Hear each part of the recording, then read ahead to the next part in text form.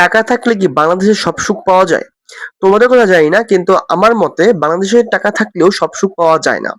কারণ বাংলাদেশটা এমন একটা জায়গা যেখানে সুখ পাওয়ার জন্য টাকার থেকে শান্তির বড় প্রয়োজন, যেটা অ্যাকচুয়ালি নাই। তুমি দেশ ছেড়ে বিদেশ যাবা, দেখবা যে অ্যাব্রোডের লাইফ গুলো অনেক সুন্দর, অনেক অন্যরকম, কিন্তু এই দেশে অন্তত সুখ নাই বলতে গেলে।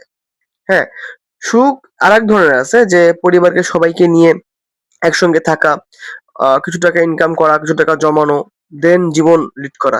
কিন্তু অ্যাকচুয়াল যে সুখ বলতে মানে সবকিছুর ফ্রিডমনেস, ফ্রিডম স্পিচ, তারপর মানে বাইং পাওয়ার ফ্রিডম, সবকিছু মানে সবকিছু নিয়ে যে একটা ফ্রিডম সুখ বলা যায়, যেটা ইলিট ক্লাসের লোকদের থাকে, সেটা মধ্যবিত্ত বা নর্মাল সাধারণ লোকদের জন্য না। তাই বলা যায় যে বাংলাদেশে টাকা থাকলেও সব সুখ পাওয়া যায় না। কারণ অনেক রেস্ট্রিকশন থাকে, অনেক কিছু থাকে যেগুলা সাধারণ মানুষদের পক্ষে অ্যাফোর্ড করা পসিবল না। কারণ সেটা করতে গেলে একের পর এক বাধা, একের পর এক সিস্টেমের পেঁচে ফেলাই দিয়ে সেগুলো শেষ হয়ে যায়। সো আমার মতে বাংলাদেশে টাকা থাকলেও সুখ পাওয়া সম্ভব না।